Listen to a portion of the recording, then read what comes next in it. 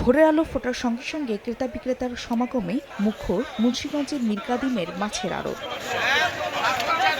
৬টি অভয়াশ্রমে ২ মাস মাছ ধরা নিষিদ্ধ থাকলেও প্রকাশ্যে চলছে ইলিশ বেচাকেনা। তবে বেড়ে গেছে দাম, কেজি হাঁকা হচ্ছে ২৮০০ টাকা। শুধু ইলিশই নয়, রুই, কাতল, মাগুর, পাঙ্গাস, বোয়াল সহ নানা জাতের মাছের দামেও দেখা গেছে ঊর্ধ্বগতি। সিন্ডিকেট হিসাবে বেচাকিনি হইতেছে, সাধারণ মানুষের ক্রয় করতে কষ্ট হচ্ছে। এটা আসলে আমাদের জন্য একটু কষ্টদায়ক হয়ে যাচ্ছে। একটা সহনীয় পর্যায়ে থাকলে মানুষের জন্য সুবিধা হয়। এই অভিযান দেওয়ার পর থেকেই মাছগুলি কম, মাছ কম কারণে থাকুনই মানে বিভিন্ন জায়গায় কাস্টমার গিনি মাছ পাইতেছে না। নদী নালা শুকাই গেছে, ওই যে পানি গুঞ্জলে সফল পচে মজে গেছে, মাছ নাই। তেলের কারণেই যাতায়াত ব্যবস্থা মনে করেন যে অত্যন্ত হীন হওয়ার কারণে মাছের সরবরাহ কম, এই জন্য মাছের দাম একটু ঊর্ধ্বগতি হয়ে গেছে।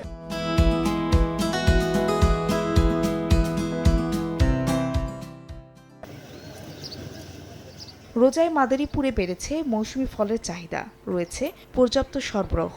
বিশেষ করে আনারস, তরমুজ, আপেল, আঙ্গুর সহ বিভিন্ন ফলের আড়তে পাইকারদের ভিড় দেখা গেছে। প্রকারভেদে প্রতি পিস তরমুজ পাইকারি বিক্রি হচ্ছে ৩০০ থেকে ৩৫০ টাকায়, আর প্রতি পিস আনারসের দাম ৩৫ থেকে ৫০ টাকা। ফাহরিয়া ফারজানা, সময় সংবাদ।